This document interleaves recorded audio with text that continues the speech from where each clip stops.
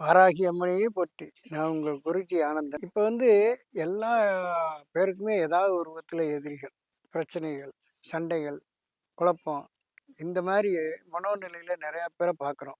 இப்போ ஒரு சின்ன பிரச்சனைக்கு கூட போலீஸ் ஸ்டேஷனுக்கு போவோம், சின்ன பிரச்சனைக்கு கூட கோர்ட்டுக்கு போவோம்.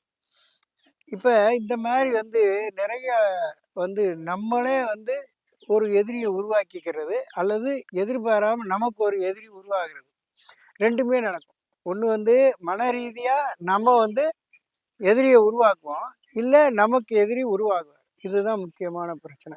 அப்ப எதிரிய நம்ம எப்படி உருவாகுறாங்க அப்படிங்கிறத பத்தி நம்ம ஒரு சில விஷயங்கள விரிவா பார்த்துட்டு, அப்புறமா அதுக்கு என்ன பரிகாரங்கிறத நம்ம பின்னாடி பார்க்கலாம்.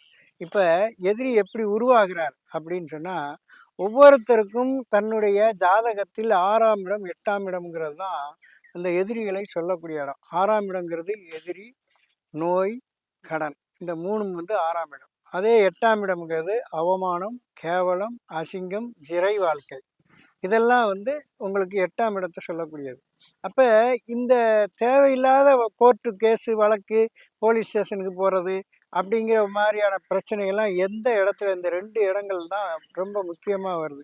இது 12ஆம் இடம்ங்கிறது நம்மளுடைய விரயத்தை பற்றி சொல்லக்கூடியது. விரயம்ங்கிறது என்னது? நமக்கு தேவையில்லாத செலவினங்களால் வரக்கூடியது. இந்த நிலையிலிருந்து நாம் மாறணும் அப்படின்னு சொன்னால், முதல்ல நம்ம இந்த எதிரி தொல்லைகளை எப்படி நம்ம உருவாக்குனதை எப்படி சரி பண்ணுறது அப்படிங்கிறத ஒரு பரிகாரமாக பார்க்கலாம். இப்போ எதிரி எப்படி உருவாகிறார் அப்படின்னா, எல்லாத்துக்கும் அடிப்படை காரணம் மனம்தான்.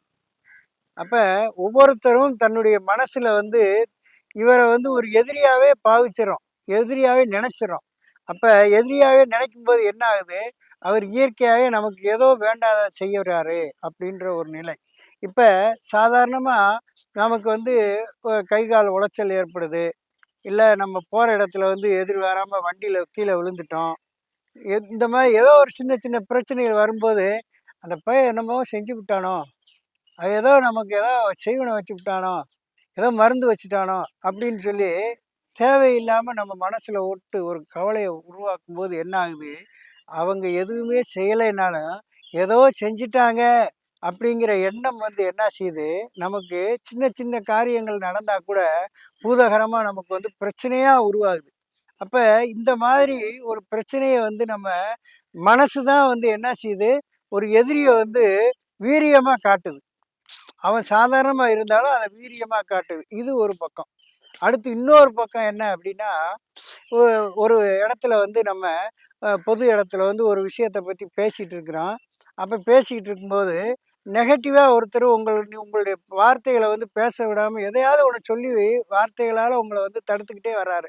அப்போ என்ன நினைக்கிறான் அந்த இடத்துல அவன் நம்ம பேசுகிறது எல்லாத்துக்குமே எதிர்மறையாகவே பேசிக்கிட்டே இருக்கிறான், இவன் வாயை முதல்ல அடைக்கணும் அப்படின்னு சொல்லி என்ன செய்கிறாரு? ஒரு யார்கிட்டையாவது போய் இவன் வாயை முதல்ல அடைக்கணும், இதுக்கு ஏதாவது செய்ய முடியுமா, உங்களால் செஞ்சு பாருங்க அப்படின்னு சொல்லி என்ன செய்கிறீங்க? நீங்களே போய் ஒரு இடத்துல வாய் அடைக்கிறதுக்கு போய் ஏதாவது ஒரு செய்வனை, அந்த மாந்திரியை செய்கிறவங்ககிட்ட போய் ஒரு ஆலோசனை கேட்குறீங்க. அவர் இந்த மாதிரி எனக்கு இன்னென்ன பொருள்கள் வாங்க வேண்டியிருக்கு, இவ்வளோ காசு கொடுங்க, நான் உங்களுக்கு அவர் வாயை அடைச்சி கொடுக்குறேன் அப்படின்னு சொல்லுவார். அப்போ இந்த உணர்வுகள் எதனால உருவாகுது அப்படின்னா, மனம்தான். நீங்கள் மனதை என்ன நடந்தாலும் சரி, எப்படி நடந்தாலும் சரி, போனால் போயிட்டு போகுது, நடந்தால் நடந்துட்டு போகுது, நம்ம வேலையை கரெக்டாக செய்வோங்கிறவங்களுக்கு எந்த விதமான எதிரிகளால் எந்த பிரச்சனையும் வராது. ஏன்னா எதிர்த்து போராடக்கூடிய மன வலிமை உங்கள்கிட்ட இருக்கும்போது எதுவுமே வராது. இது உண்மையாகவே ஒருத்தருடைய ஆன்மீகத்தில் சம்மந்தப்படாதவருக்கு இது நிச்சயமாக நடக்கும். ஆன்மீகத்தில் சம்மந்தப்படுறவருக்கு என்ன செய்யலாம் அப்படின்னு சொன்னால்,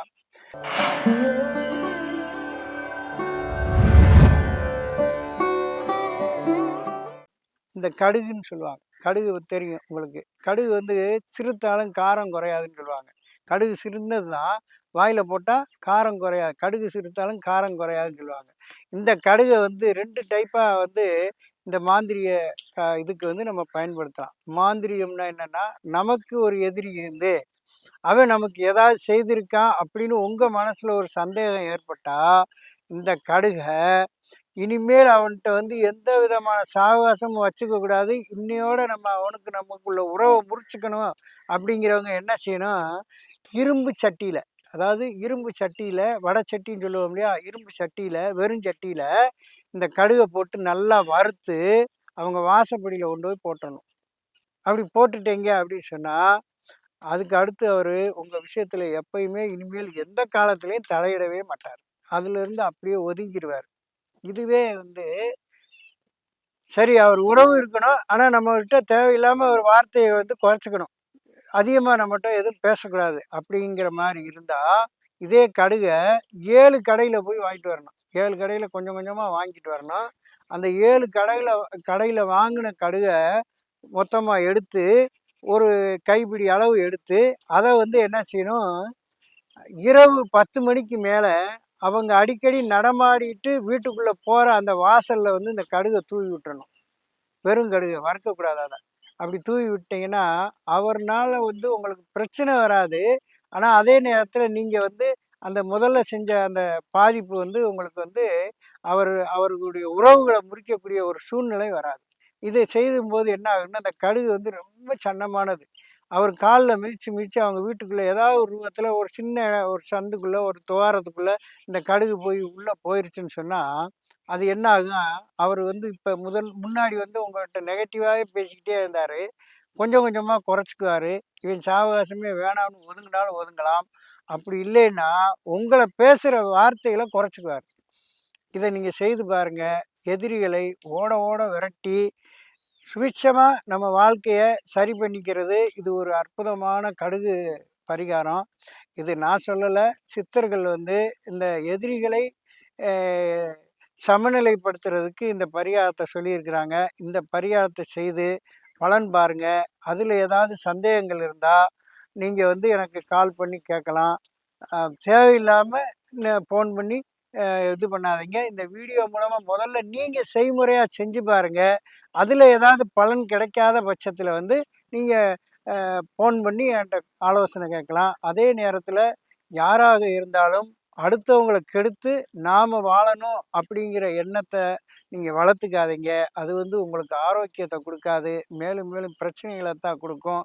இந்த வீடியோ மூலமாக நீங்கள் தெரிஞ்சுக்கிட்ட விஷயத்த நீங்கள் பலனடைஞ்சு அதையே வந்து மற்றவர்களுக்கும் உங்களுடைய நண்பர்களுக்கு உறவினர்களுக்கு நீங்கள் சொல்லி கொடுத்து இந்த பலனை எல்லாரும் அடைங்கன்னு சொல்லி கேட்டுக்கிறேன். நல்லதே நடக்கும். நன்றி. வணக்கம்.